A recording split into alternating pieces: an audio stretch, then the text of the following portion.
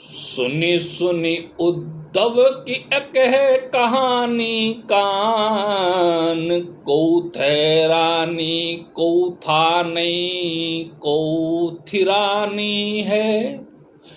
कहे रत्नाकर रिसानी पर रानी को बिल खानी को बिकलानी को बिथ खानी है।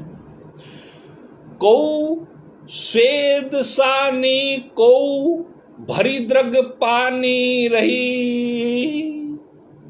को भूमि भूमि भूमि परी कोई घूमी परी कोई मुरझानी है।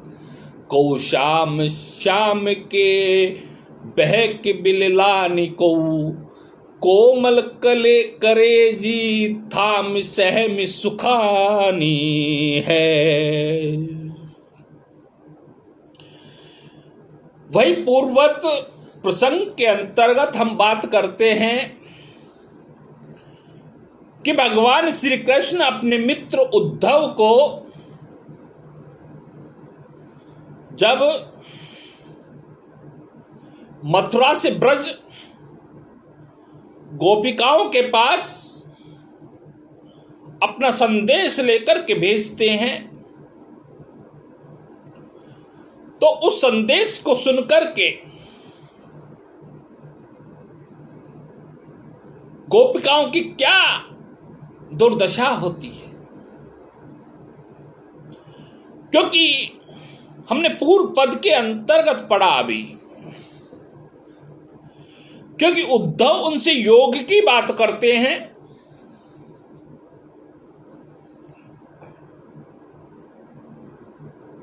गोपिकाएं योग के मामले में समझती ही नहीं।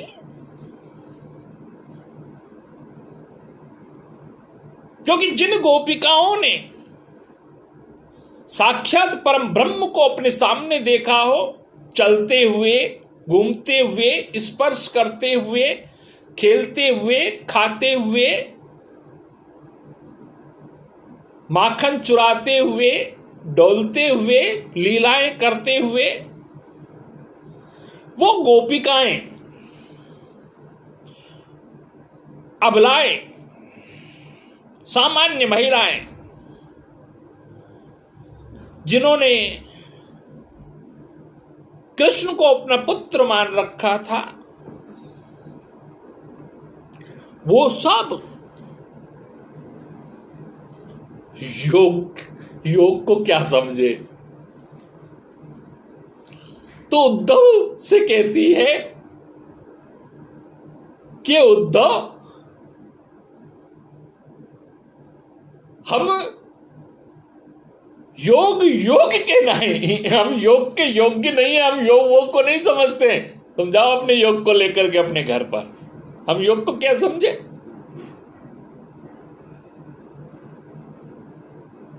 हम योगों को नहीं समझती है।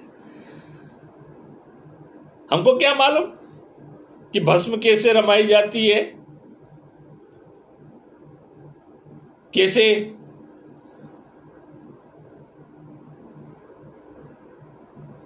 अंदर 6 चक्र बैठे हुए हैं, कैसे ध्यान लगाया जाता है, हम नहीं समझती।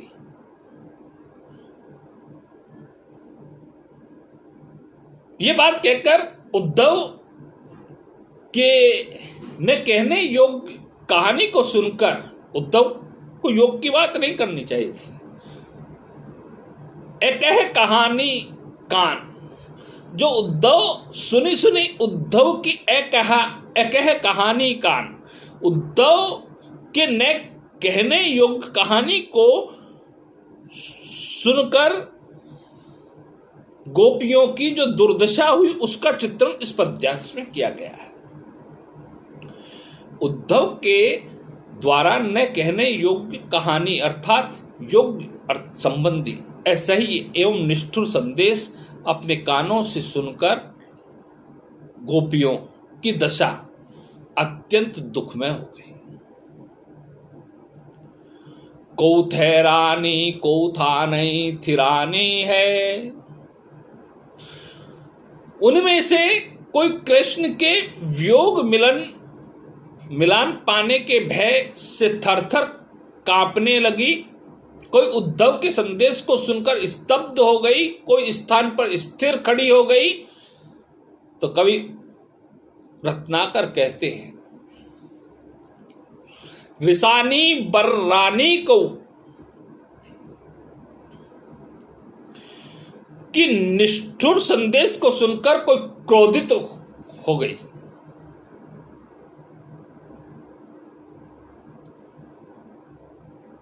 तो कोई शोकवश विलाप करने लगे, कोई स्वेद सानी को भरी द्रग पानी रही, तो कोई शोकवश विलाप करने लगी, कोई विकल हो गई, उनमें से कोई शिथिल हो गई, तो कोई गड़बड़ाहट के चलते पसीने से भीग गई।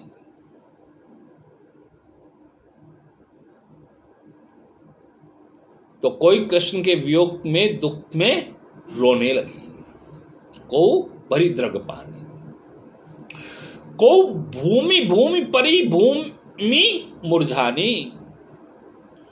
किसी को इतना दुख हुआ कि वह मूर्छित होकर के जमीन पर गिर पड़े, को शाम शाम के बह की बिललानी को, कोई शाम शाम अर्थात कृष्ण कृष्ण कहते हुए आवेग में तड़पने लगी एवं अपने कोमल कलेजे को पकड़कर भय से सूख गई।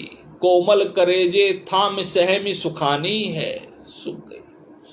कवि यह कहता है, यह कहना चाहता है कि कृष्ण के वियोग में दुखी गोपिकाओं एवं उनके योग संबंधी ऐसे ही संदेश को सुनकर दुख के असीम सागर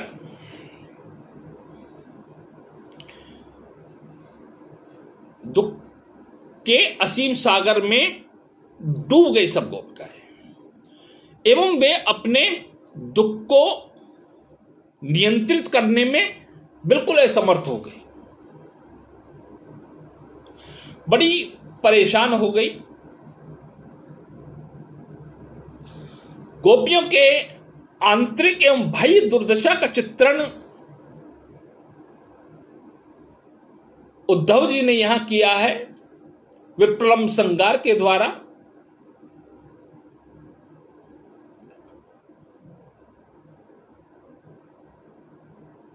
भाषा तो वही आप जानते हैं कि ब्रजभाषा का प्रयोग किया है। शैली भी एकदम स्वतंत्र है, मुक्तक है, खुली हुई है। अलंकार पुनरुक्ति प्रकाश एवं पद मैत्री है, पदों में मैत्री मित्रता बिठाई हुई। जगन्नाथ दास रत्नाकर ने लक्षणा शब्द शक्ति,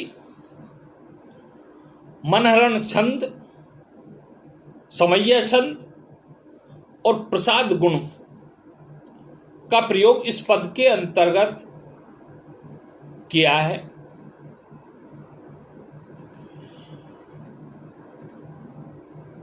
ये पद गोपिकाओं, इस पद के अंतर्गत गोपिकाओं की दुर्दशा का चित्रण दिखलाया। कौन सी दुर्दशा का चित्रण? उस दुर्दशा का चित्रण जो गोपिकाएं उद्धव से अपेक्षा कर रही थी, उस अपेक्षित बात को नहीं सुन करके अनअपेक्षित बात को सुने। गोपिकाएं ये अपेक्षा कर रही थी कि कृष्ण ने हमारे लिए कोई संदेश भेजा होगा या कृष्ण के आगमन की कोई बात यहां पर होगी, कृष्ण ने आने का संदेश भेजा होगा या कृष्ण ने हमको वहां बुलवाया होगा। परंतु ऐसी कोई वार्तालाप नहीं थी, बल्कि उस संदेश में तो उद्धव क्या कह रहे थे, योग की बात कर रहे थे।